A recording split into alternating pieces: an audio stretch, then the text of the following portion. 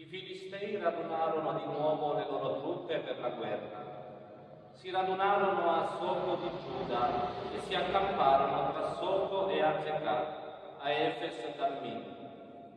Anche Saul e gli israeliti si radunarono e si accamparono nella valle del Terebinto e si schierarono a battaglia contro i Filistei.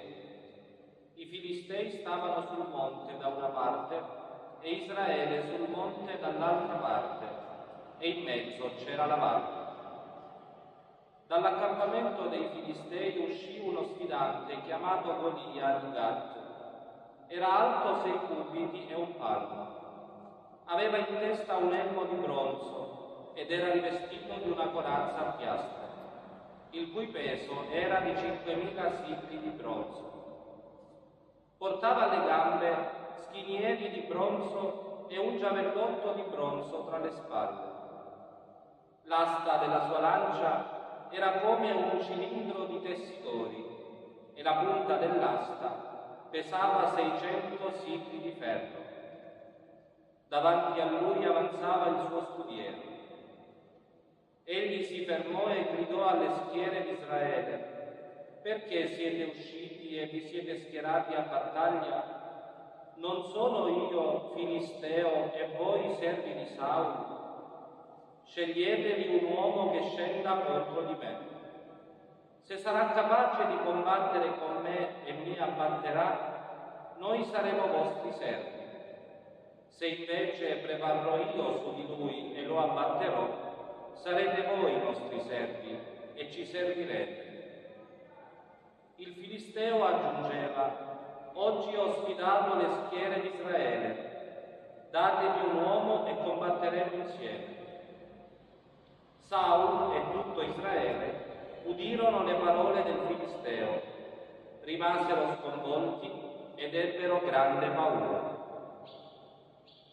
Davide era figlio di un efrateo di Betlemme di Giuda chiamato Jesse, che aveva 8 figli. Al tempo di Saul quest'uomo era un vecchio avanzato negli anni. I 3 figli maggiori di Jesse erano andati con Saul in guerra. Di questi 3 figli che erano andati in guerra, il maggiore si chiamava Elia, il secondo Abinadab, il terzo Samma.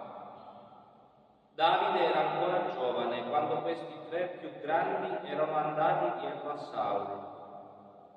Egli andava e veniva dal seguito di Saul e pascolava il gregge di suo padre a Betlemme. Il filisteo si avvicinava mattina e sera. Continuò così per 40 giorni. Ora Jesse disse a Davide suo figlio: prendi per i tuoi fratelli questa misura di grano tostato e questi 10 pani e corri dai tuoi fratelli nell'accampamento. Al comandante di migliaia porterai invece queste 10 forme di formaggio. Informati della salute dei tuoi fratelli e prendi la loro paga. Essi con Saul e tutto l'esercito di Israele sono nella valle del Terebinto a combattere contro i Filistei. Davide si alzò di buon mattino, lasciò il gregge a un guardiano, prese il carico e partì come gli aveva ordinato Jesse. Arrivò ai carriaggi quando le truppe uscivano per schierarsi e lanciavano il grido di guerra.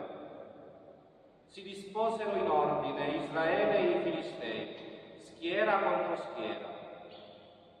Davide si liberò dei bagagli consegnandoli al custode, poi corse allo schieramento e domandò ai suoi fratelli se stavano bene. Mentre egli parlava con loro, ecco lo sfidante, chiamato Golia, il filisteo di Gat. Avanzava dalle schiere filistee e tornò a dire le sue solite parole a Davide, ed egli le intese. Tutti gli israeliti, quando lo videro, fuggirono davanti a lui ed ebbero grande paura. Ora un israelita disse: vedete quest'uomo che avanza? viene a sfidare Israele. Chiunque lo abbatterà, il re lo colmerà di ricchezze, gli darà in moglie sua figlia ed esenterà la casa di suo padre da ogni gravame in Israele.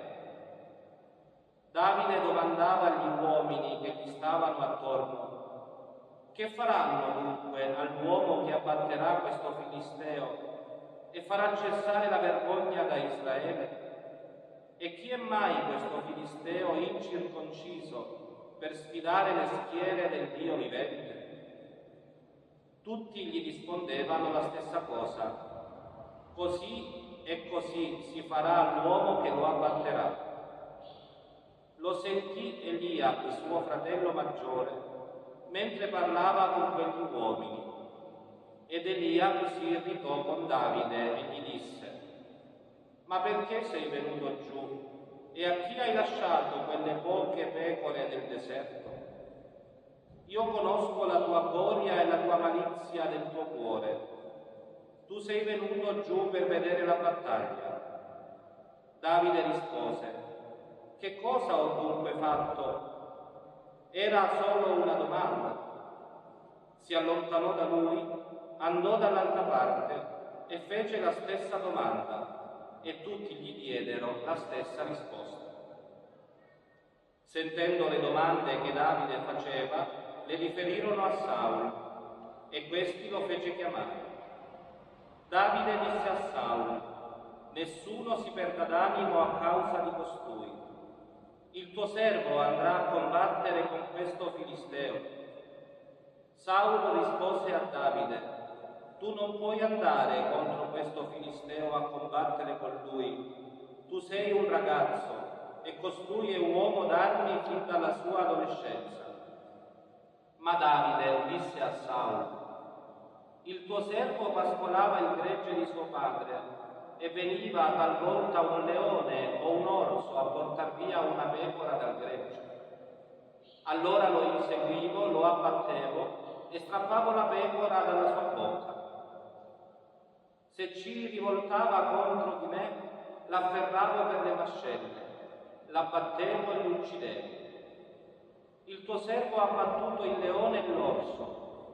Codesto filisteo non circonciso farà la stessa fine di quelli, perché ha sfidato le schiere del Dio vivente. Davide aggiunse: il Signore che mi ha liberato dalle unghie del leone e dalle unghie dell'orso mi libererà anche dalle mani di questo filisteo. Saul rispose a Davide: ebbene, va, e il Signore sia con te. Saul rivestì Davide della sua armatura, gli mise in capo un elmo di bronzo e lo rivestì della corazza. Poi Davide cinse la spada di lui sopra l'armatura e cercò invano di camminare, perché non aveva mai provato.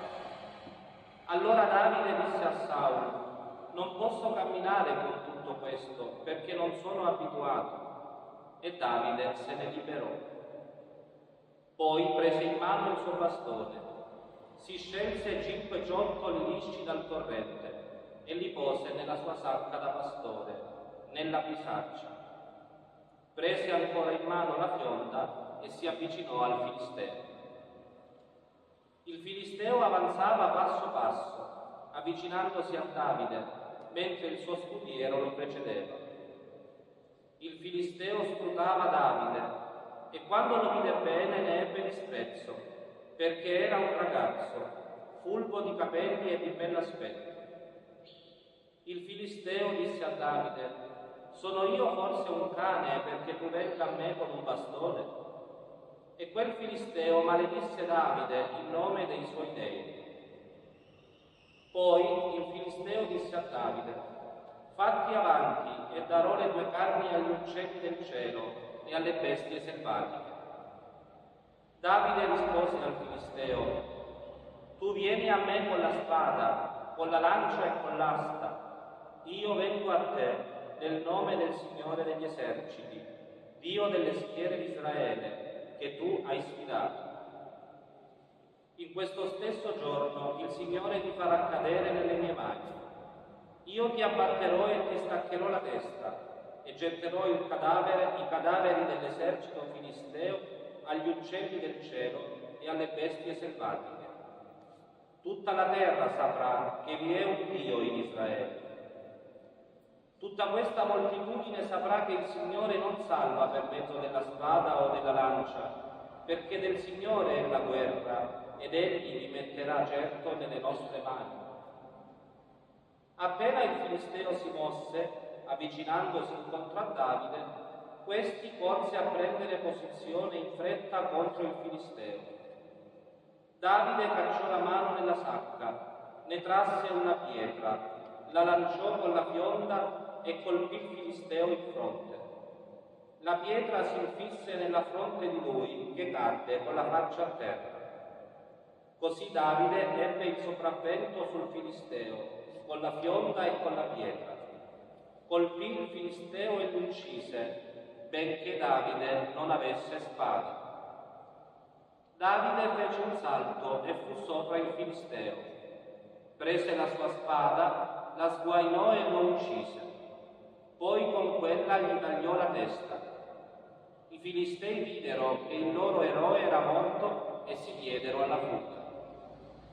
Si levarono allora gli uomini di Israele e di Giuda, alzando il grido di guerra, e inseguirono i Filistei fin presso Gat e fino alle porte di Ecro.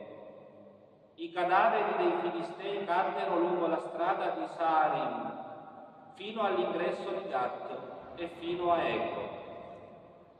Quando gli israeliti furono di ritorno dall'inseguimento dei Filistei, saccheggiarono il loro campo. Davide prese la testa del Filisteo e la portò a Gerusalemme. Le armi di lui invece le pose nella sua tenda.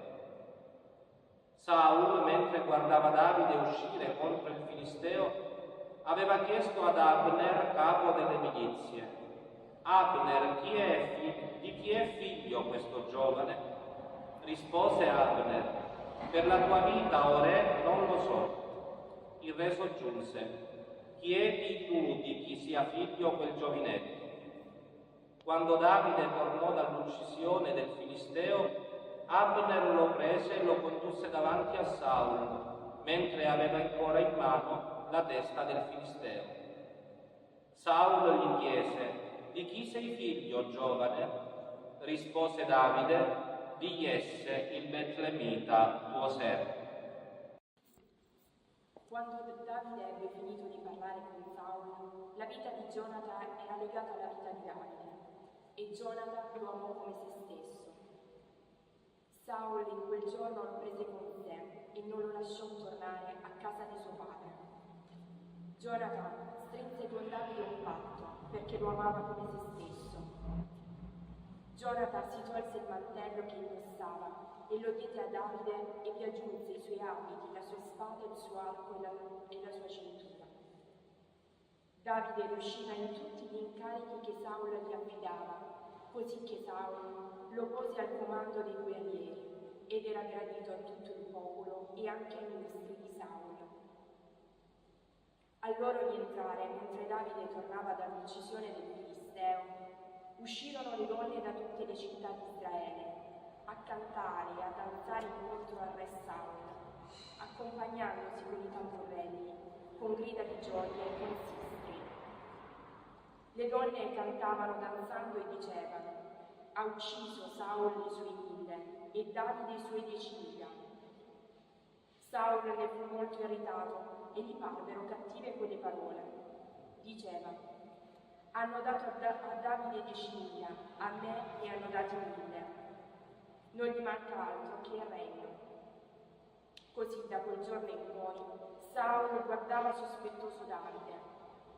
Il giorno dopo un cattivo spirito di Dio irruppe su Saul, il quale si mise a fare il profeta in casa.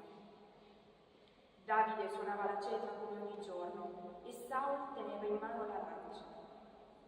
Saul impugnò la lancia pensando: inchioderò Davide al muro, ma Davide gli sfuggì per 2 volte. Saul cominciò a sentire timore di fronte a Davide, perché il Signore era con lui mentre si era ritirato da Saul. Saul lo allontanò da sé e lo fece comandante di migliaia, e Davide andava e veniva al cospetto del popolo. Davide riusciva in tutte le sue imprese perché il Signore era con lui. Saul, vedendo che riusciva proprio sempre, aveva timore di lui. Ma tutto Israele e Giuda amavano Davide perché egli andava e veniva alla loro testa. Ora Saul disse a Davide: ecco Merab, mia figlia maggiore, la do in moglie a te, tu dovrai essere il mio guerriero e combatterai le battaglie del Signore. Saul pensava: non sia contro di lui la mia mano, ma contro di lui sia la mano dei Filistei. Davide rispose a Saul: chi sono io? Che cos'è la mia vita e cos'è la famiglia di mio padre in Israele, perché io possa diventare genero del re? E così, quando venne il tempo di dare Merab, figlia di Saul, a Davide, fu data invece in moglie ad Adriel di Mecolà.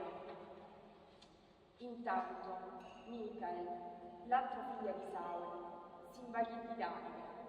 Ne riferirono a Saul e la cosa gli sembrò giusta.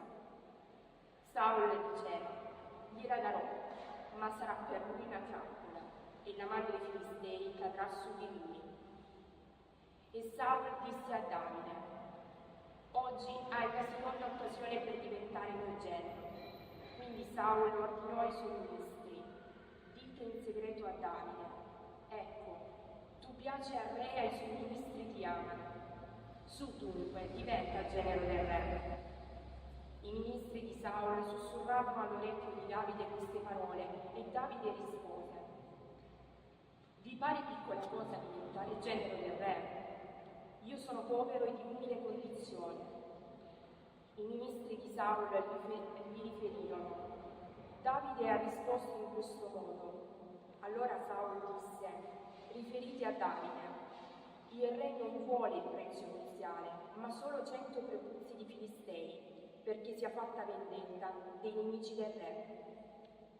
Saul tramava di far cadere Davide in mano ai Filistei. I ministri di lui riferirono a Davide queste parole, e a Davide sembrò giusta tale condizione per diventare genero del re. Non erano ancora compiuti i giorni fissati, quando Davide si alzò, partì con i suoi uomini e abbatté tra i Filistei 200 uomini. Davide riportò tutti quanti i loro prepuzzi al re, per diventare il genero del re. Saul gli diede in moglie la figlia Michal. Saul si accorse che il Signore era con Davide e che Michal, sua figlia, lo amava. Saul ebbe ancora più paura nei riguardi di Davide e fu nemico di Davide per tutti i suoi giorni. I capi dei Filistei facevano sortire, ma Davide, ogni volta che uscivano, riportava successi maggiori di tutti i ministri di Saul e divenne molto famoso. Saul comunicò a Gionata, suo figlio, e ai suoi ministri di voler uccidere Davide, ma Gionata, figlio di Saul, nutriva grande affetto per Davide. Gionata informò Davide dicendo: Saul, mio padre, cerca di ucciderti, sta in guardia domani, sta al riparo e nasconditi. Io uscirò e starò al fianco di mio padre alla campagna, dove sarai tu, e parlerò in tuo favore di mio padre. Ciò che vedrò te lo farò sapere. Gionata parlò dunque a Saul, suo padre, in favore di Davide, e gli disse: non pecchi il re contro il suo servo, contro Davide, che non ha peccato contro di te, che anzi ha fatto cose belle per te. Egli ha esposto la vita quando abbatté il Filisteo, e il Signore ha concesso una grande salvezza a tutto Israele. Hai visto e hai gioito. Dunque perché pecchi contro il mio gente, uccidendo Davide senza motivo? Saul ascoltò la voce di Gionata e giurò: per la vita del Signore non morirà. Gionata chiamò Davide e gli riferì questo colloquio. Poi Gionata introdusse presso Saul Davide, che rimase alla sua presenza come prima. Ci fu di nuovo la guerra, e Davide uscì a combattere i Filistei, e inflisse loro una grande sconfitta, così che si dettero alla fuga davanti a lui. Ma un cattivo spirito del Signore fu su Saul. Egli stava in casa e teneva in mano la lancia, mentre Davide suonava la cembra.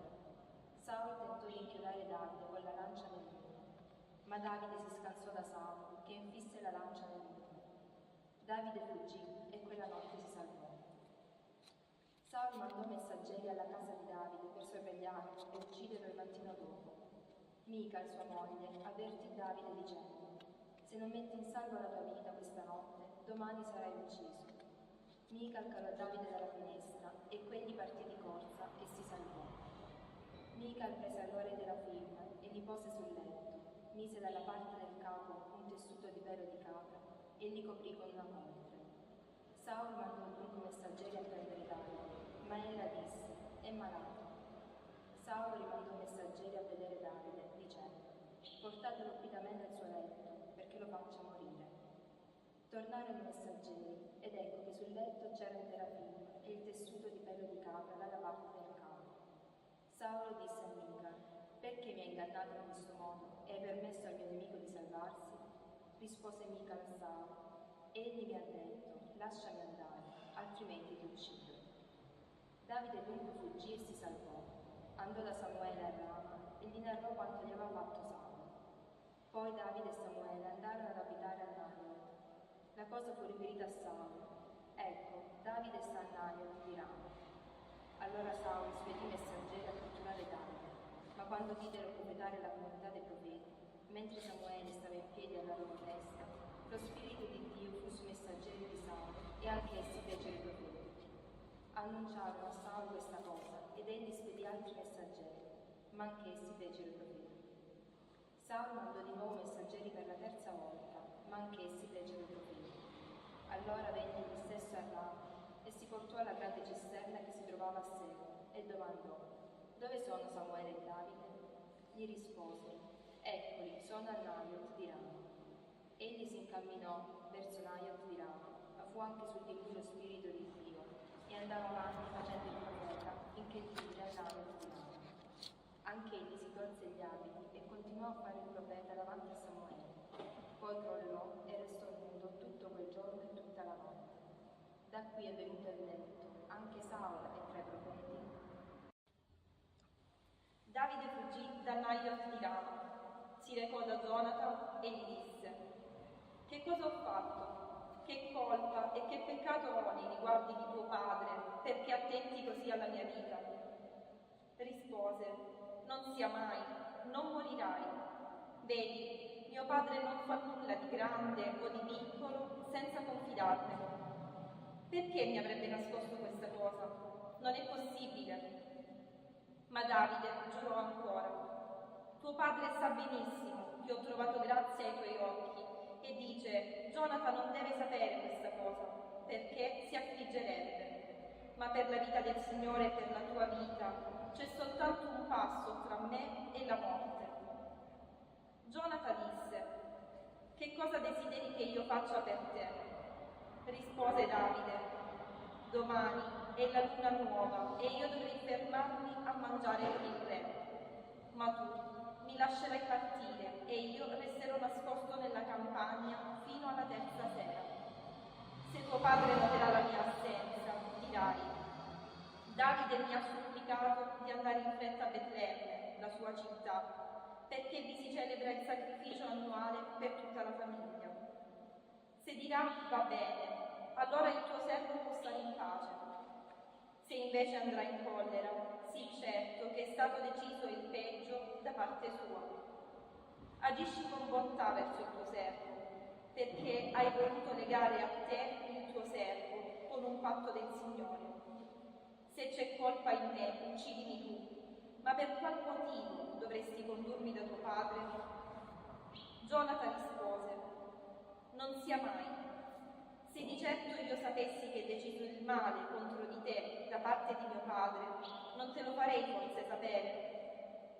Davide disse a Jonathan: «Chi mi avvertirà se tuo padre ti risponde duramente?» Jonathan rispose a Davide: «Vieni, andiamo in campagna». Uscirono tutti e due nella campagna.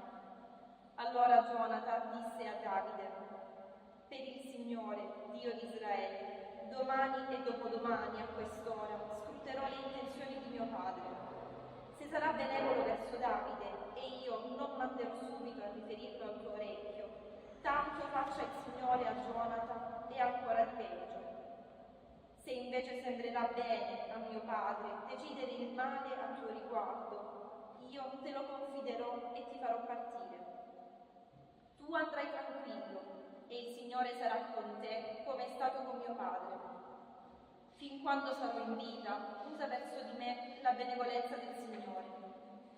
Se sarò morto, non ritirare mai la tua benevolenza dalla mia casa, neppure quando il Signore avrà eliminato dalla terra ogni uomo nemico di Davide, non sia eliminato il nome di Gionata dalla casa di Davide. Il Signore ne chiederà conto ai nemici di Davide. Gionata volle ancora far giurare Davide, perché gli voleva bene e lo amava come se stesso. Gionata disse a Davide: domani è la luna nuova e la tua assenza sarà notata perché si guarderà al tuo posto.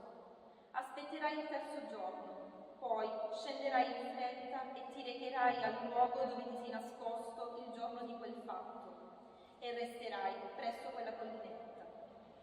Io tirerò 3 frecce da quella parte, come se tirassi al bersaglio per conto mio. Poi manderò il ragazzo gridando: va a cercare le frecce. Se dirò al ragazzo: guarda, le frecce sono più in qua di dove ti trovi, prendile. Allora vieni, perché tutto va bene per te, per la vita del Signore non c'è niente. Se invece dirò al giovane: guarda, le frecce sono più avanti di dove ti trovi, allora va, perché il Signore ti fa partire. Riguardo alle parole che abbiamo detto tu e io, ecco, è testimone il Signore tra me e te per sempre. Davide dunque si nascose nel campo. Arrivò la luna nuova e il re sedette a mangiare. Il re sedette come al solito sul sedile contro il muro. Gionata si mise di fronte. Abner si sedette al fianco del re e si notò il posto di Davide. Ma Saul non disse nulla quel giorno, perché pensava: è un caso, non sarà puro. Certo, non è puro. Ma l'indomani, il secondo giorno della luna nuova, si notò il posto di Davide. Saul disse allora a Gionata, suo figlio: perché il figlio di Jesse non è venuto a prendere cibo né ieri né oggi? Gionata rispose a Saul: Davide mi ha chiesto con insistenza di andare a Betlemme. Mi ha detto: lasciami andare, perché abbiamo in città il sacrificio di famiglia e mio fratello me ne ha fatto un obbligo. Se dunque ho trovato grazia ai tuoi occhi, lasciami libero, perché possa vedere i miei fratelli. Per questo non è venuto alla tavola del re. Saul si adirò molto con Gionata e gli gridò: figlio di una scostumata, non so io forse che tu preferisci il figlio di Jesse a tua vergogna e a vergogna della nudità di tua madre? Perché fino a quando vivrà il figlio di Jesse sulla terra non avrai sicurezza né tu né il tuo regno? Manda dunque a prenderlo e conducilo qui da me, perché merita la morte. Rispose Gionata a Saul, suo padre: perché deve morire? Che cosa ha fatto? Saul afferrò la lancia contro di lui per colpirlo e Gionata capì che suo padre aveva ormai deciso di uccidere Davide.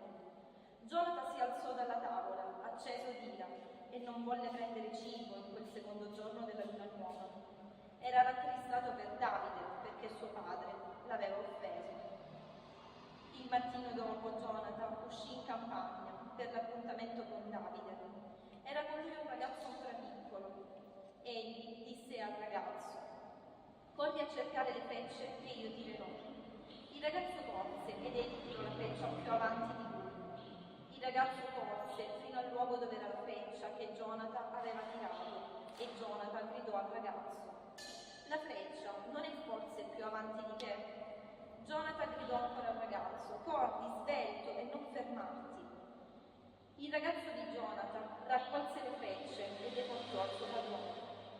Il ragazzo non aveva capito niente, soltanto Gionata e Davide sapevano la cosa. Allora Gionata diede le armi al ragazzo che era con lui e gli disse: va e riportali in città. Partito il ragazzo, Davide si alzò da dietro la collinetta, cadde con la faccia a terra e si prostrò 3 volte. Poi si baciarono l'un l'altro e piansero insieme, finché Davide si fece forza. E Gionata disse a Davide: vai in pace, ora che noi due abbiamo giurato nel nome del Signore in questi termini. Il Signore sia tra me e te, tra la mia discendenza e la tua discendenza, per sempre. Davide si alzò e partì, e Gionatan tornò in città.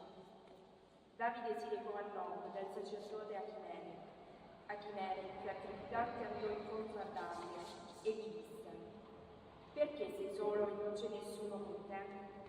Rispose Davide al sacerdote Achimere: il re mi ha ordinato e mi ha detto: nessuno sappia niente di questa cosa per la quale ti mando e di cui ti ho dato incarico. Ai miei giovani ho dato appuntamento a tal posto. Ora però, se hai sotto mano 5 pani, dammene, o altra cosa che si possa trovare. Il sacerdote rispose a Davide: non ho sotto mani pani comuni, ho solo pani sacri per i tuoi giovani, se si sono almeno astenuti dalle donne. Rispose Davide al sacerdote: ma certo, dalle donne ci siamo astenuti dall'altro ieri.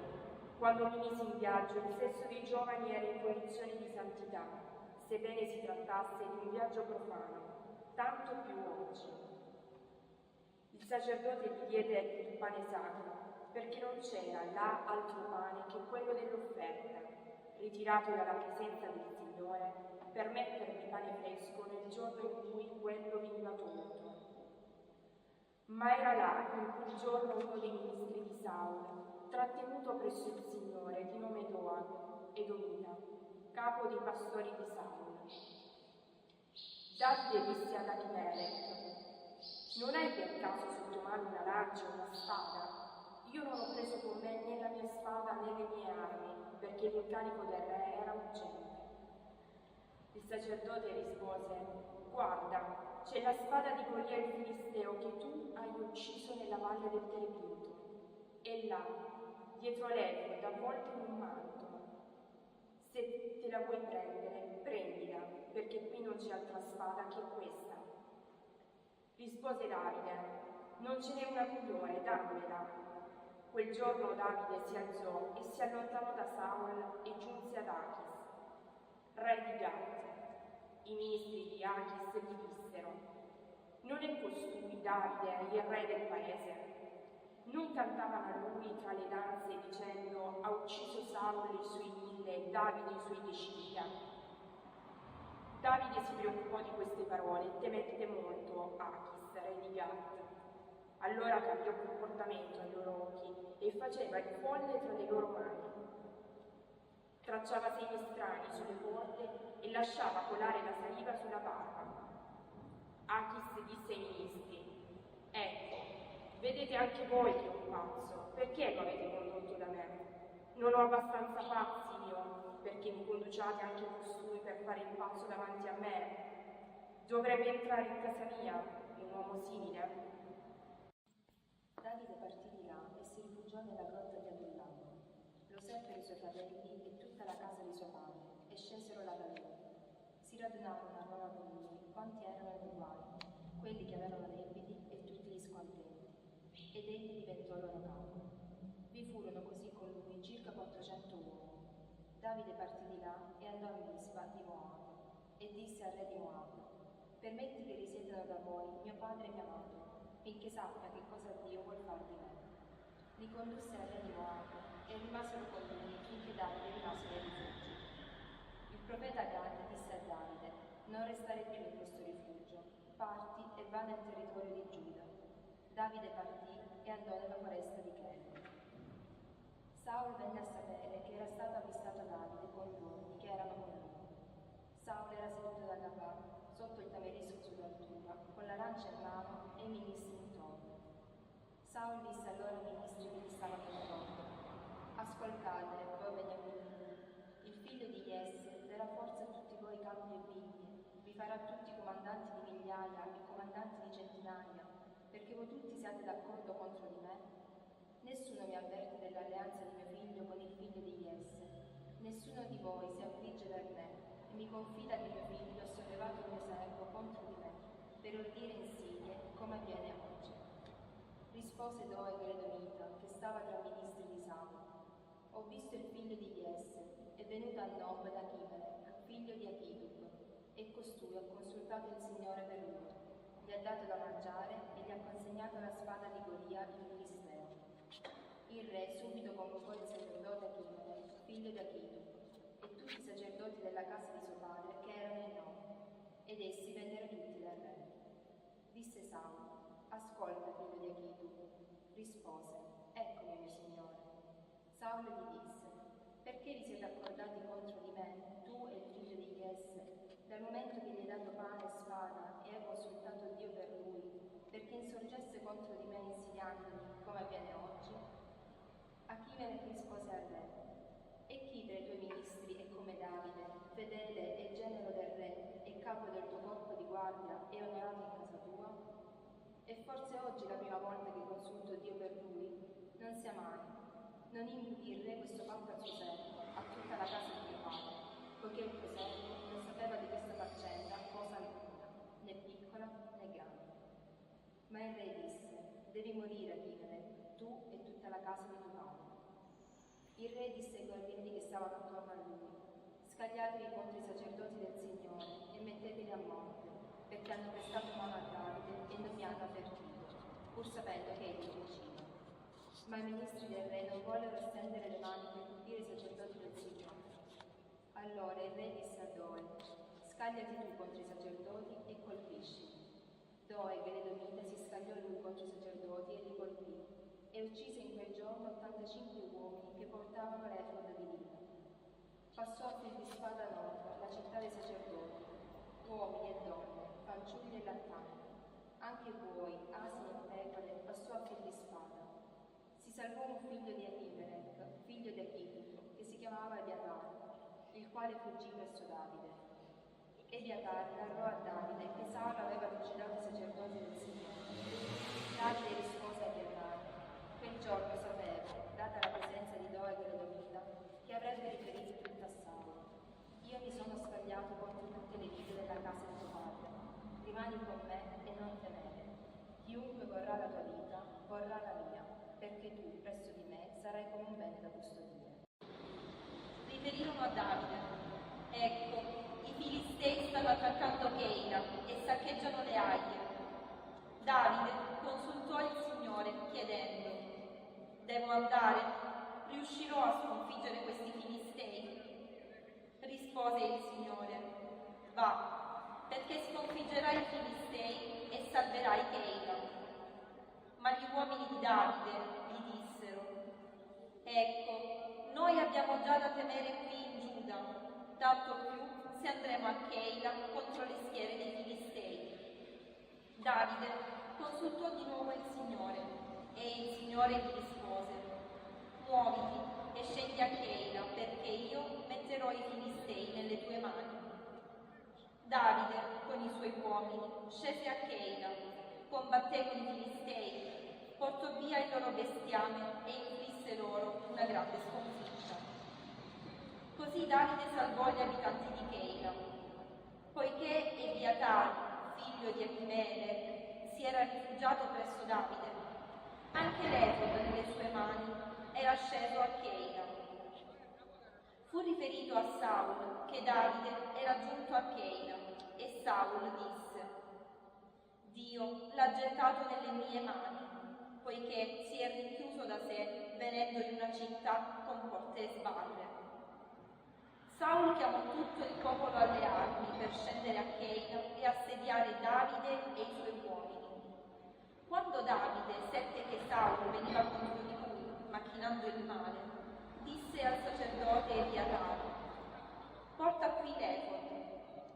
Davide disse: Signore, Dio di Israele, il tuo servo ha sentito dire che Saul cerca di venire a Keila per distruggere la città per causa mia. Mi metteranno nelle sue mani i signori di Keila. Scenderà Saul come ha saputo il tuo servo. Signore, Dio di Israele, fallo sapere al tuo servo. Il Signore rispose: scenderà. Davide disse: i signori di Keila mi consegneranno nelle mani di Saul con i miei uomini? Il Signore rispose: ti consegneranno. Davide si alzò e uscì da Keila con i suoi uomini, circa 600, vagando senza meta. Fu riferito a Saul che Davide si era messo in salvo fuggendo da Keila ed egli rinunciò all'azione.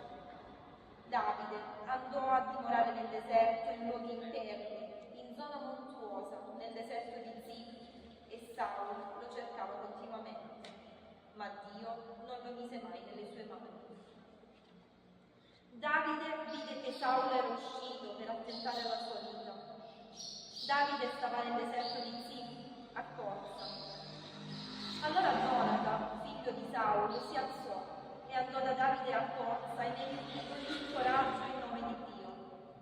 Gli disse: non temere, la mano di Saul, mio padre, non potrà raggiungerti e tu regnerai su Israele mentre io sarò a te secondo. Anche Saul, mio padre, lo sa bene.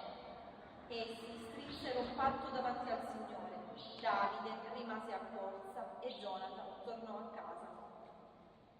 Ma alcuni di Zif vennero a Gaba da Saul per dirgli: non sai che Davide è nascosto presso di noi, nei luoghi impervi di corsa, sulla collina di Achilà, a meridione della steppa? Ora, dato che il tuo animo desidera scendere, ore, scendi, a noi metterlo nelle tue mani. Rispose Saul: benedetti voi dal Signore, perché avete avuto compassione di me. Andate dunque, accertatevi ancora e cercate di conoscere il luogo dove muove i suoi passi e chi lo ha visto là, perché mi hanno detto che egli è molto astuto. Cercate di conoscere tutti i nascondigli nei quali si rifugia e tornate a me con la conferma. Allora verrò con voi e se sarà nella zona, lo ricercherò in tutti i villaggi di Giuda. Si alzarono e tornarono a Zif precedendo Saul. Davide e i suoi uomini erano nel deserto di Maon, nell'Araba meridione della steppa. Saul andò con i suoi uomini per cercarlo, ma la cosa fu riferita a Davide, il quale scese presso la rupe, rimanendo nel deserto di Maon. Lo seppe Saul e inseguì Davide nel deserto di Maon. Saul procedeva sul fianco del monte da una parte e Davide e i suoi uomini sul fianco del monte dall'altra parte. Davide correva via precipitosamente per sfuggire a Saul e Saul e i suoi uomini accerchiavano Davide e i suoi uomini per catturarli. Ma arrivò un messaggero a dire a Saul: vieni via in fretta, perché i Filistei hanno fatto incursione nella regione. Allora Saul cessò di inseguire Davide e andò contro i Filistei. Per questo chiamarono quel luogo Rupe della divisione. Davide da quel luogo salì ad abitare nei luoghi impervi di Engadi. Quando Saul tornò dall'azione contro i Filistei, gli riferirono: ecco, Davide è nel deserto di Engadi. Saul scelse 3.000 uomini valorosi in tutto Israele e partì alla ricerca di Davide e dei suoi uomini di fronte alle rocce dei Caprioli.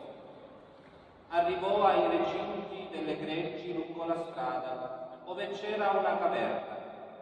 Saul rientrò per coprire i suoi piedi, mentre Davide e i suoi uomini se ne stavano in fondo alla caverna. Gli uomini di Davide gli dissero: ecco il giorno in cui il Signore ti dice: vedi, pongo nelle tue mani il tuo nemico, trattalo come vuoi. Davide si alzò e tagliò un lembo del mantello di Saul, senza farsene accorgere. Ma ecco, dopo aver fatto questo, Davide si sentì battere il cuore per aver tagliato un lembo del mantello di Saul. Poi disse ai suoi uomini: mi guardi il Signore dal fare simile cosa al mio Signore, al consacrato del Signore, dallo stendere la mano su di lui, perché è il consacrato del Signore. Davide a stento dissuase con le parole i suoi uomini e non permise loro che si avventassero contro Saul. Saul uscì dalla caverna e tornò sulla via. Dopo questo fatto, Davide si alzò, uscì dalla grotta e gridò a Saulo: «O re mio Signore!» Saulo si voltò indietro e Davide si inginocchiò con la faccia a terra e si prostrò. Davide disse a Saulo: «Perché ascolti la voce di chi dice: ecco, Davide cerca il tuo male? Ecco, in questo giorno i tuoi occhi hanno visto che il Signore ti aveva messo oggi nelle mie mani, nella caverna. Mi si diceva di ucciderti, ma ho avuto pietà di te e ho detto: non stenderò le mani sul mio Signore, perché Egli è il consacrato del Signore. Guarda, Padre mio, guarda il lembo del tuo mantello nella mia mano. Quando ho staccato questo lembo dal tuo mantello nella caverna, non ti ho ucciso. Riconosci dunque e vedi che non c'è in me alcun male né ribellione, né ho peccato contro di te. Invece tu vai insidiando la mia vita per sopprimerla. Sia giudice il Signore tra me e te, e mi faccia giustizia il Signore nei tuoi confronti. Ma la mia mano non sarà mai contro di te. Come dice il proverbio antico: dai malvagi esce il male, ma la mia mano non sarà contro di te. Contro chi è uscito il re di Israele? Chi inseguì? Un cane morto, una pulce. Il Signore sia arbitro e giudice tra me e te. Veda e difenda la mia causa e mi liberi dalla tua mano. Quando Davide ebbe finito di rivolgere a Saulo queste parole, Saulo disse: «È questa la tua voce, Davide, figlio mio?» Saulo alzò la voce e pianse, poi continuò rivolto a Davide: «Tu sei più giusto di me, perché mi hai reso il bene, mentre io ti ho reso il male. Oggi mi hai dimostrato che agisci bene con me e che il Signore mi aveva abbandonato nelle tue mani e tu non mi hai ucciso. Quando mai uno trova il suo nemico e lo lascia andare sulla buona strada? Il Signore ti ricompensi per quanto hai fatto a me oggi. Ora, ecco, sono persuaso che certamente regnerai e che sarà salvo nelle tue mani il regno di Israele. Ma tu giurami ora per il Signore che non eliminerai dopo di me la mia discendenza e non cancellerai il mio nome dalla casa di mio padre». Davide giurò a Saulo. Saulo tornò a casa, mentre Davide con i suoi uomini salì al rifugio. Samuele morì e tutto Israele si radunò e fece il lamento su di lui. Lo seppellirono presso la sua casa a Rama. Davide si alzò e scese verso il deserto di Para. Vi era Maon, un uomo che possedeva beni a Carmel. Colui era molto ricco, aveva 3.000 capre e si trovava a Carmel per tosare il gregge. Quest'uomo si chiamava Nabal e sua moglie Abigail. La donna era assennata e di bell'aspetto, ma il marito era rude e di brutte maniere. Era un calemica. Davide nel deserto sentì che Nabal era la tosatura del gregge. Allora Davide inviò 10 domestici. Davide disse a questi domestici: salite a Carmel, andate da Nabal e chiedetegli almeno che voi direte così al mio fratello: pace a te, pace alla tua casa e pace a quanto ti appartiene. Ho sentito appunto che stanno facendo per te la tosatura. Ebbene, quando i tuoi pastori sono stati con noi, non abbiamo recato loro alcuna offesa e niente è stato sottratto loro finché sono stati a Carmel.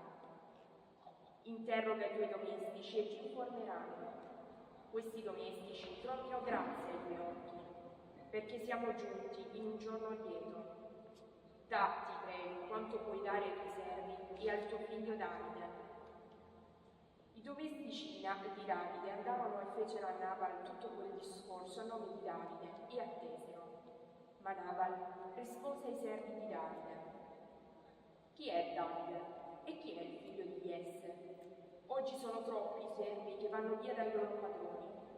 Devo prendere il pane, l'acqua e la carne che ho preparato per i tosatori e darli a gente che non so da dove venga. I domestici di Davide rifecero la strada, tornarono indietro e gli riferirono tutto questo discorso. Allora Davide disse ai suoi uomini: cingete tutti la spada. Tutti cinsero la spada e Davide cinse la sua e partirono dietro a Davide circa 400 uomini. 200 rimasero a guardia nei bagagli. Ma Abigail, la moglie di Nabal, fu avvertita da uno dei domestici che gli disse: ecco, Davide ha inviato messaggeri dal deserto per salutare il nostro padrone, ma egli ha inveito contro di loro. Veramente questi domestici sono stati molto buoni con noi, non ci hanno recato offesa e non c'è stato sottratto niente finché siamo stati con loro, quando eravamo in campagna. Sono stati per noi come un muro di difesa di notte e di giorno, finché siamo stati con loro a pascolare il gregge. Ora, esamina bene ciò che devi fare, perché pende qualche male sul nostro padrone e su tutta la sua casa. Egli è un uomo perverso e non gli si può parlare. Abigail allora prese in fretta 200 pani, beoti di vino, 5 pecore già pronte, 5 serri grano tostavo, 100 grappoli di uva e 200 schiacciati di fichi secchi, e li caricò sugli asini. Poi disse ai domestici: precedetemi, io vi seguirò, ma non informò il marito Nabal. Ora, mentre ella sul dorso di un asino scendeva lungo il sentiero nascosto della montagna, Davide e i suoi uomini scendevano di fronte a lei, ed essa si incontrò con loro. Davide andava dicendo: dunque ho custodito invano tutto ciò che appartiene a costui nel deserto. Niente fu sottratto di ciò che si appartiene, ed egli mi rende male per bene. Tanto faccia Dio a Davide e ancora peggio, se di tutti i suoi lascerò sopravvivere fino al mattino un solo maschio. Appena Abigail vide Davide, smontò in fretta dall'asino, cadde con la faccia davanti a Davide e si prostrò a terra. Caduto ai suoi piedi disse: ti prego, mio signore, sono io colpevole. Lascia che parli la tua schiava al tuo orecchio e tu ascolta le parole della tua schiava. Non faccia caso, mio signore, a quell'uomo perverso che Nabal, perché egli è come il suo nome. Stolto si chiama e stoltezza in lui. Io, tua schiava, non avevo visto, mio signore, i tuoi domestici che avevi mandato. Ora, mio signore, per la vita di Dio e per la tua vita, poiché Dio ti ha impedito di giungere al sangue e di farti giustizia da te stesso. Ebbene, ora siano come Nabal i tuoi nemici e coloro che cercano di fare il male al mio Signore. E ora questo dono che la tua schiava porta al mio Signore, fa che sia dato ai domestici che seguono i passi del mio Signore. Perdona la colpa della tua schiava. Certo, il Signore edificherà al mio Signore una casa stabile, perché il mio Signore combatte le battaglie del Signore. Né si troverà alcun male in te per tutti i tuoi giorni della tua vita. Se qualcuno insorgerà a perseguitarti e ad attentare alla tua vita, la vita del mio Signore sarà conservata nello scrigno dei viventi presso il Signore tuo Dio, mentre la vita dei tuoi nemici, egli la scaglierà via come dal capo della fionda. Certo, quando il Signore ti avrà concesso tutto il bene che ha detto a tuo riguardo e ti avrà costituito capo di Israele, non sia d'inciampo di rimorso al mio Signore l'aver versato in vano il sangue e l'essersi, mio Signore, fatto giustizia da se stesso. Il Signore farà prosperare il mio Signore, ma tu vorrai ricordarti della tua schiava. Davide disse ad Abigail: benedetto il Signore, Dio di Israele, che ti ha mandato oggi incontro a me. Benedetto il tuo seme, benedetta tu che sei riuscita a impedirmi oggi di giungere al sangue e di farmi giustizia da me. Viva sempre il Signore, Dio di Israele, che mi ha impedito di farti del male, perché se non fossi venuta in fretta incontro a me, non sarebbe rimasto a Nabal allo spuntar del giorno un solo maschio. Davide poi prese dalle mani di lei quanto gli aveva portato e le disse: torna a casa in pace, vedi, ho ascoltato la tua voce e ho rasserenato il tuo volto. Abigail tornò da Nabal. Questi teneva in casa un banchetto come un banchetto da re. Il suo cuore era soddisfatto ed egli era fin troppo ubriaco. Ella non gli disse né tanto né poco fino allo spuntar del giorno. Il mattino dopo, quando Nabal ebbe smaltito il vino, la moglie gli narrò la faccenda. Allora il cuore gli si tramortì nel petto ed egli rimase come una pietra. 10 giorni dopo, il Signore colpì Nabal ed egli morì. Quando Davide sentì che Nabal era morto, esclamò: benedetto il Signore che ha difeso la mia casa per l'ingiuria fattami da Nabal, e ha trattenuto il suo servo dal male e ha rivolto sul capo di Nabal la sua cattiveria. Poi Davide mandò messaggeri e annunciò ad Abigail che voleva prenderla in moglie. I servi di Davide andarono a Carmen e le dissero: Davide ci ha mandato a prenderti perché tu sia sua moglie. Ella si alzò, si prostrò con la faccia a terra e disse: ecco, la tua schiava diventerà una serva per lavare i piedi ai servi del mio Signore. Abigail si preparò in fretta, poi salì su un asino e, seguita dalle sue 5 ancelle, tenne dietro ai messaggeri di Davide e divenne sua moglie. Davide aveva preso anche Achinoam di Israele e furono tutte e 2 sue mogli. Saul aveva dato sua figlia Michal, già moglie di Davide, a Palti, figlio di Lais, che era di Gallim. Gli abitanti di Zif si recarono da Saul a Rama e gli dissero: non sai che Davide è nascosto sulla collina di Achilà, di fronte alla steppa? Saul si mosse e scese nel deserto di Zif, conducendo con sé 3.000 uomini scelti di Israele, per ricercare Davide nel deserto di Zif. Saul si accampò sulla collina di Achilà, di fronte alla steppa, presso la strada, mentre Davide si trovava nel deserto. Quando si accorse che Saul lo seguiva nel deserto, Davide mandò alcune spie ed ebbe conferma che Saul era arrivato davvero. Allora Davide si alzò e venne al luogo dove si era accampato Saul. Davide notò il posto dove dormivano Saul ed Abner, figlio di Ner, capo dell'esercito di lui. Saul dormiva tra i carriaggi e la truppa era accampata all'intorno. Davide si rivolse ad Achimene, il Bittita, e ad Abisai, figlio di Seriam, fratello di Joab, dicendo: chi vuol scendere con me da Saul nell'accampamento? Rispose Abisai: scenderò io con te. Davide e Abisai scesero tra quella gente di notte, ed ecco, Saul dormiva profondamente tra i carriaggi e la sua lancia era fissa a terra presso il suo capo, mentre Abner con la truppa dormiva all'intorno. Abisai disse a Davide: oggi Dio ti ha messo nelle mani il tuo nemico, lascia dunque che io lo invio da terra con la lancia in un solo colpo e non aggiungerò il secondo. Ma Davide disse ad Abisai: non ucciderlo. Chi mai ha messo la mano sul consacrato del Signore ed è rimasto impunito?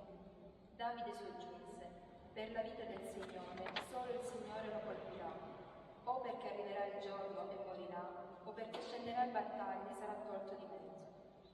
Il Signore mi guardi dallo stendere la mano sul consacrato del Signore. Ora prendi la lancia che sta presso il suo capo e la brocca dell'acqua e andiamocene. Così Davide portò via la lancia e la brocca dell'acqua che era presso il capo di Saul, e tutti e 2 se ne andarono. Nessuno vide, nessuno se ne accorse, nessuno si svegliò. Tutti dormivano, perché era venuto su di loro un torpore mandato dal Signore. Davide passò dall'altro lato e si fermò lontano dalla cima del monte. Vi era una grande distanza tra loro. Allora Davide gridò alla truppa ed Abner, figlio di Ner: Abner, vuoi rispondere? Abner rispose: chi sei tu che gridi al re? Davide rispose ad Abner: non sei un uomo tu? E chi è come te in Israele?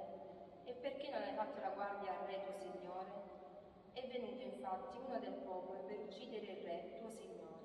Non hai fatto certo una bella cosa. Per la vita del Signore siete degni di morte, voi che non avete fatto la guardia al vostro Signore, al consacrato del Signore. E ora guarda dov'è la lancia del re e la brocca che era presso il suo capo. Saulo riconobbe la voce di Davide e disse: «È questa la tua voce, Davide, figlio mio?» Rispose Davide: «È la mia voce, o re, mio Signore». E aggiunse: «Perché il mio Signore perseguita il suo servo? Che cosa ho fatto? Che male si trova in me? Ascolti dunque il re mio Signore la parola del suo servo. Se il Signore ti incita contro di me, voglia accettare il profumo di un'offerta. Ma se sono gli uomini, siano maledetti davanti al Signore, perché oggi mi scacciano lontano, impedendomi di partecipare all'eredità del Signore, dicendo: va a servire gli altri dei. Almeno non si è versato sulla terra il mio sangue lontano dal Signore, ora che il re di Israele è uscito in campo per ricercare una pulce, come si insegue una pernice sul monte».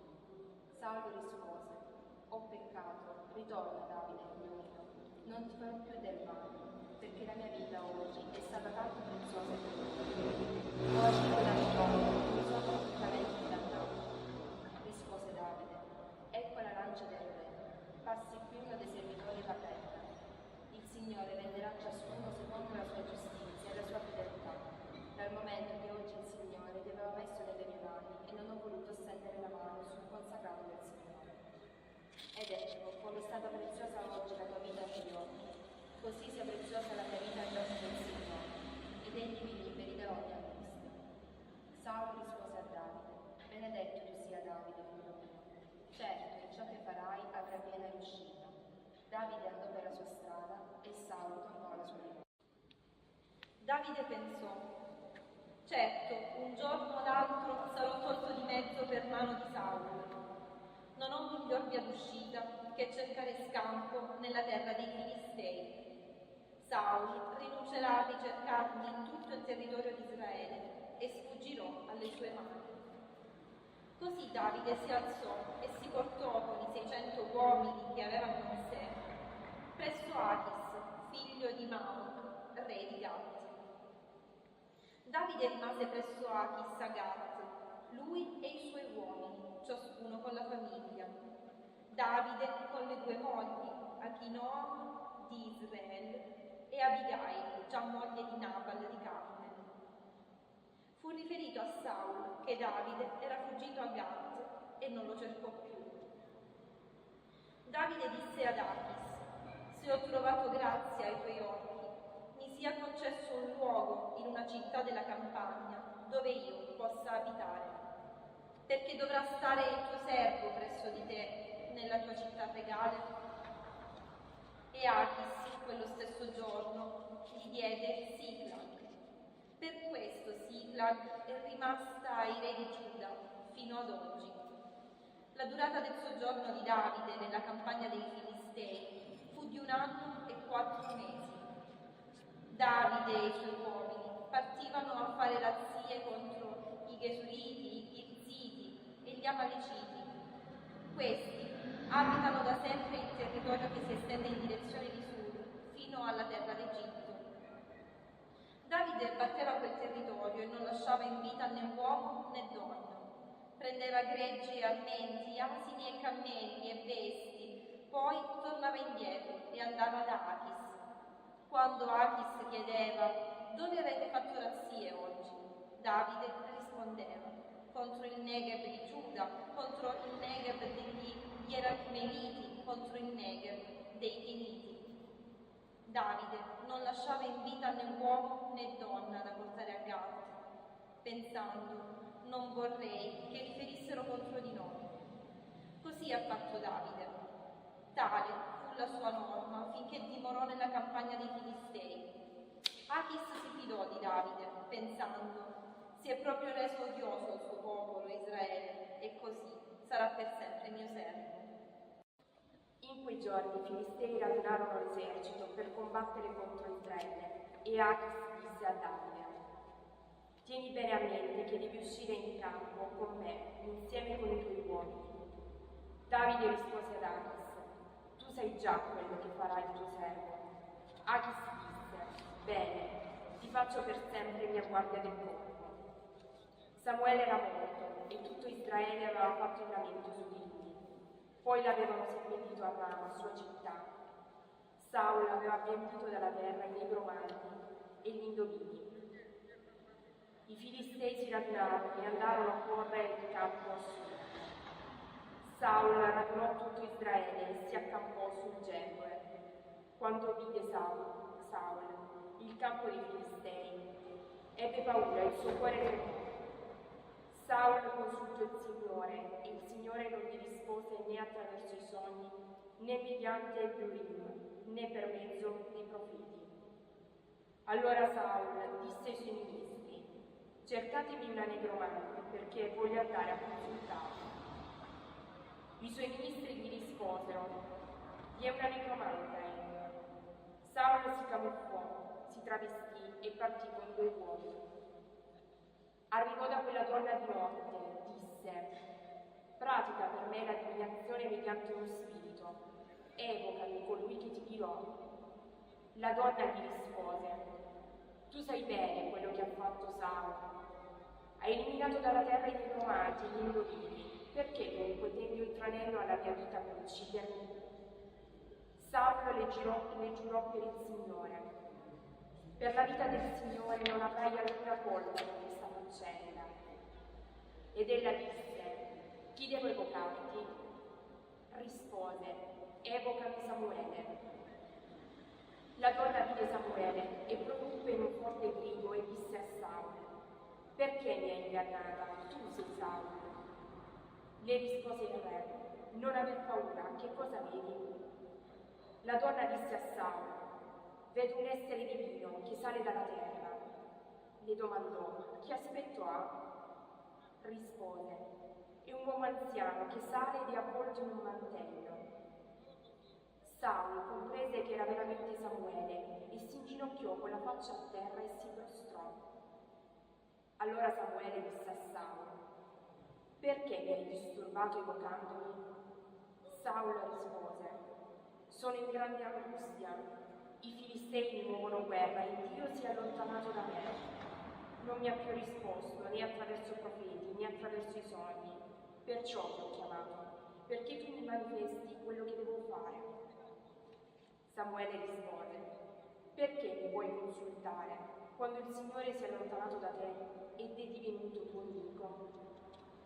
Il Signore ha fatto quello che ha detto per mezzo mio. Il Signore ha strappato da te il re e l'ha dato un altro, a Davide. Poiché non hai ascoltato la voce del Signore e non hai dato corso all'ardore della sua vita con tua maretta, per questo il Signore ti ha trattato oggi in questo modo. Il Signore metterà Israele insieme con te nelle mani dei filistei. Domani tu e i tuoi figli starete con me. Il Signore metterà anche le schiere di Israele in mano ai filistei. All'istante Saul cadde a terra lungo disteso, pieno di terrore per le parole di Samuele. Inoltre era già senza forze perché non aveva mangiato nulla tutto quel giorno e tutta quella notte. Allora la donna si accostò a Saul e vedendolo sconvolto gli disse: ecco, la tua serva ha ascoltato la tua voce. Ho esposto al pericolo la mia vita per ascoltare la parola che tu mi hai detto. Ma ora ascolta anche tu la voce della tua serva.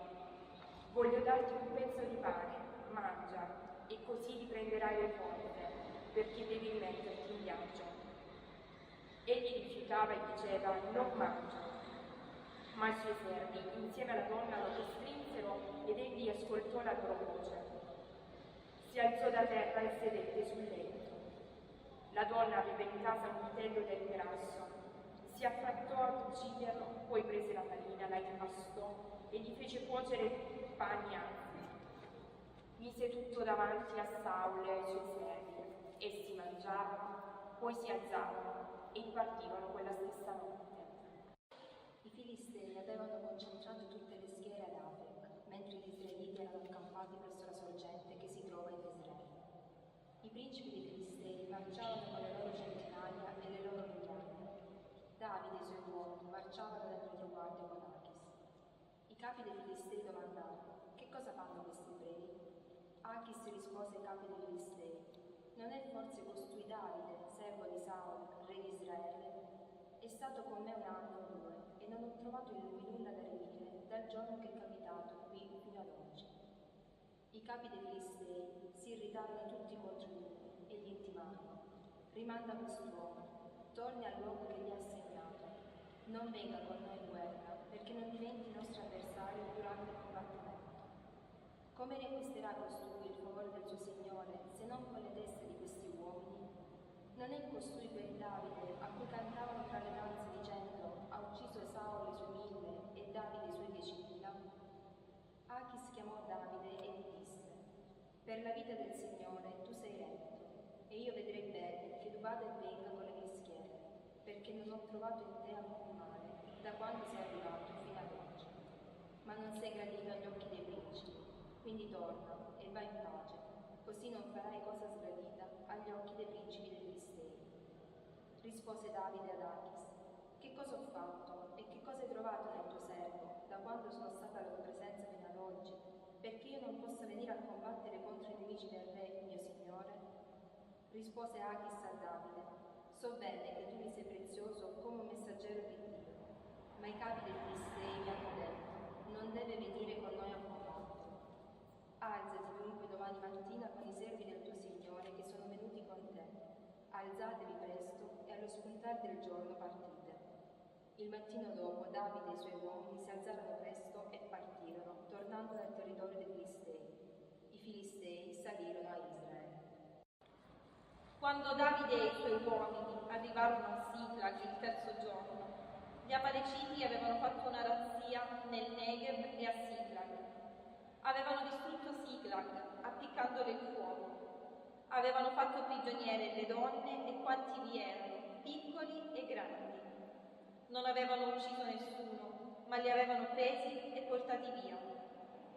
Tornò dunque Davide e gli uomini che erano con lui alla città che era in preda alle fiamme. Le loro donne, i loro figli e le loro figlie erano stati condotti via prigionieri. Davide e la sua gente alzarono la voce e piansero finché ne ebbero forza. Le 2 mogli di Davide, Achinoam di Israele e Abigail, già moglie di Nabal di Carmel, erano state condotte via prigioniere. Davide fu in grande angustia, perché la gente parlava di lapidarlo. Tutti avevano l'animo esasperato, ciascuno per i suoi figli e le sue figlie, ma Davide ritrovò forza e coraggio nel Signore, suo Dio. Allora Davide disse al sacerdote Ebiatar, figlio di Achimelech: portami l'efod. Ebiatar portò l'efod a Davide. Davide consultò il Signore e chiese: devo inseguire questa banda? La raggiungerò? Gli rispose: insegui, perché certamente raggiungerai e libererai i prigionieri. Davide e i 600 uomini che erano con lui partirono e giunsero al torrente di Besor, dove quelli rimasti indietro si fermarono. Davide continuò l'inseguimento con 400 uomini. Si fermarono invece 200 uomini che erano troppo affaticati per passare il torrente di Besor. Trovarono nella campagna un egiziano e lo portarono a Davide. Gli diedero da mangiare pane e gli diedero da bere acqua. Gli diedero anche una schiacciata di fichi secchi e 2 grappoli di uva passa. Mangiò e si rianimò, perché non aveva preso cibo e non aveva bevuto acqua da 3 giorni e 3 notti. Davide gli domandò: a chi appartieni e di dove sei? Rispose: sono un giovane egiziano, schiavo di una Amalecita. Il mio padrone mi ha abbandonato perché 3 giorni fa mi sono ammalato. Noi abbiamo fatto razzia nel Negev dei Cretei, in quello di Giuda e nel Negev di Caleb, e abbiamo appiccato il fuoco a Schilag. Davide gli disse: vuoi guidarmi verso quella banda? Rispose: giurami per Dio che non mi ucciderai e non mi riconsegnerai al mio padrone e ti condurrò da quella banda. Così fece da guida, ed ecco, erano sparsi sulla distesa di quella regione, a mangiare e a bere e a far festa con tutto l'ingente bottino che avevano preso dal territorio dei Filistei e dal territorio di Giuda. Davide li colpì dalle prime luci dell'alba fino alla sera del giorno dopo e non sfuggì alcuno di loro, se non 400 giovani che montarono sui cammelli e fuggirono. Davide liberò tutti coloro che gli Amaleciti avevano preso e liberò anche le sue due mogli. Non mancò nessuno tra loro, né piccolo né grande, né figli né figlie, né la preda, né ogni altra cosa che era stata presa loro. Davide recuperò tutto. Davide prese tutte le greggi e le mandrie, spingevano davanti a lui questo bestiame e gridavano: questo è il bottino di Davide. Davide poi raggiunse i 200 uomini che, essendo troppo sfiniti per seguirlo, avevano fatto rimanere al torrente di Beson. Essi andarono incontro a Davide e a tutta la sua gente. Davide, con la truppa, si avvicinò e domandò loro come stavano. Ma tutti i cattivi e gli scellerati tra gli uomini che erano andati con Davide si misero a dire: poiché non sono venuti con noi, non si dia loro niente della preda che abbiamo ricavato, eccetto le mogli e i figli di ciascuno. Li conducano via e se ne vadano. Davide rispose: non fate così, fratelli miei, con quello che il Signore ci ha dato, salvandoci tutti e mettendo nelle nostre mani quella banda che era venuta contro di noi. Chi vorrà ascoltarvi in questa proposta? Perché quale è la parte di chi scende a battaglia, tale è la parte di chi resta ai bagagli, insieme faranno le parti. Da quel giorno in poi stabilì questo come regola e norma in Israele fino ad oggi. Quando arrivò a Siglag, Davide mandò parte del bottino agli anziani di Giuda, suoi amici, con queste parole: eccovi un dono proveniente dal bottino dei nemici del Signore. Ne inviò a quelli di Betel, a quelli di Ramoth Negev, a quelli di Yattir, a quelli di Aroer, a quelli di Sifmot, a quelli di Estemoa, a quelli di Ragal, a quelli delle città degli Yerachmeniti, a quelli delle città dei Keniti, a quelli di Colma, a quelli di Borazan, a quelli di Atar, a quelli di Hebron e a quelli di tutti i luoghi per cui era passato Davide con i suoi uomini. I Filistei attaccarono Israele, ma gli uomini di Israele fuggirono davanti ai Filistei e caddero trafitti sul monte Gelboe. I Filistei si strinsero attorno a Saul e ai suoi figli e colpirono a morte Gionatan, Abinadab e Malchisua, figli di Saul. La battaglia si concentrò intorno a Saul. Gli arcieri lo presero di mira con gli archi ed egli fu ferito gravemente dagli arcieri. Allora Saul disse al suo scudiero: sfodera la spada e trafiggimi, prima che vengano quelli incirconcisi a trafiggermi e a schernirmi. Ma lo scudiero non volle, perché era troppo spaventato. Allora Saul prese la spada e vi si gettò sopra. Quando lo scudiero vide che Saul era morto, si gettò anche lui sulla sua spada e morì con lui. Così morirono insieme in quel giorno Saul e i suoi 3 figli, lo scudiero e anche tutti i suoi uomini. Quando gli israeliti che erano dall'altra parte della valle e quelli che erano oltre il Giordano videro che gli uomini di Israele erano in fuga e che erano morti Saul e i suoi figli, abbandonarono le loro città e fuggirono. Vennero i Filistei e vi si stabilirono. Il giorno dopo i Filistei vennero a spogliare i cadaveri e trovarono Saul e i suoi 3 figli caduti sul monte Gelboe. Essi gli tagliarono la testa, lo spogliarono delle armi e mandarono a dare il felice annuncio in giro nella terra dei Filistei, ai templi dei loro idoli e al popolo. Deposero le sue armi nel tempio di Astarte e appesero il suo corpo alle mura di Bet-Sean. Gli abitanti di Jabes di Gala vennero a sapere quello che i Filistei avevano fatto a Saul. Tutti i guerrieri si mossero, viaggiarono tutta la notte e presero il corpo di Saul e i corpi dei suoi figli dalle mura di Bet-Sean. Li portarono a Jabes e qui li bruciarono. Poi presero le loro ossa, le seppellirono sotto il tamerisco che è a Jabes e fecero digiuno